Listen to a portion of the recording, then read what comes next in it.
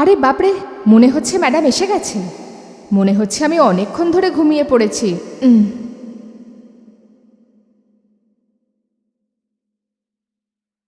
কতক্ষণ ধরে calling bell বাজাচ্ছে? কি করছিলে তুমি?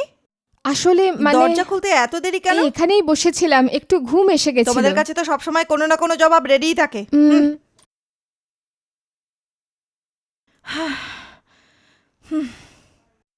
যাও কফি নিয়ে এসো। ঠিক আছে মা।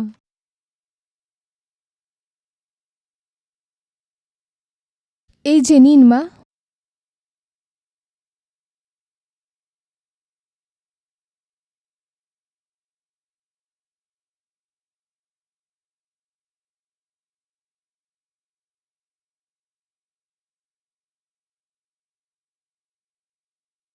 মা, খাবার জন্য কিছু বানাবো? আমরা বাইরে গিয়েছিলাম তো, ওখান থেকেই খেয়ে এসেছি। আমি খুব ক্লান্ত এখন। আমি ভেতরে যাচ্ছি আরাম আচ্ছা মা। করতে। যদি কেউ আসে তাহলে বলবে বিকেল ৫টার পরে আসতে। হ্যাঁ, ঠিক বলে আছে দেবো তো? মা। ঠিক আছে ম্যাডাম।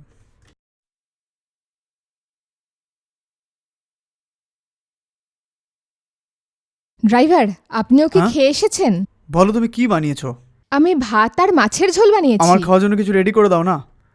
আচ্ছা, আপনি তো ম্যাডামের সঙ্গেই ছিলেন, উনি আপনাকে কি কিছুই আরে খাওয়াননি? খাইয়েছে, কিন্তু ওনার সামনে কি করে পেট ভরে আমি খাই বলো তো দেখি? হ্যাঁ, আপনি ঠিকই বলেছেন। আচ্ছা আসুন, খাবার দিচ্ছি। ও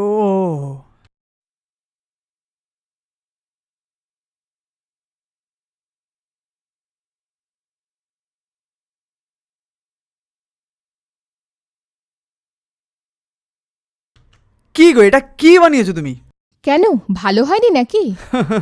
সব খুব ভালো বানিয়েছো তুমি। এত সুন্দর কেউ বানায় নাকি? এরকম খাবার আমি কোনো দিন টেস্ট করিনি। ধন্যবাদ, আপনি ঠিক খেয়ে আছে। নিন।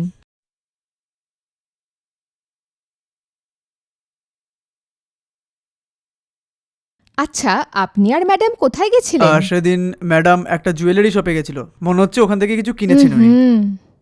আচ্ছা, ম্যাডাম কি কিনেছেন আপনি বুঝতে পেরেছেন? এরকম তো কিছু জানি না। আরে ওনার যা ইচ্ছা কিনেছেন, আমার কি যায় আসে? আচ্ছা, ঠিক আছে ঠিক আছে।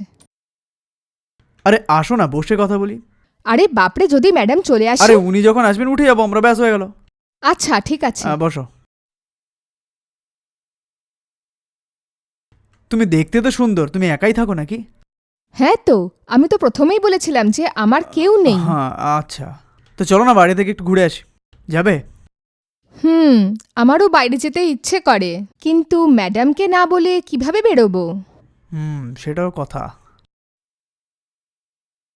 আপনি ম্যাডামকে বলে এখানেই থাকতে পারেন তো? ঠিক আছে, আমি ম্যাডামকে জিজ্ঞাসা করে দেখব। উনি কি বলেন একবার শুনে দেখি। তাই করুন। ঠিক আছে।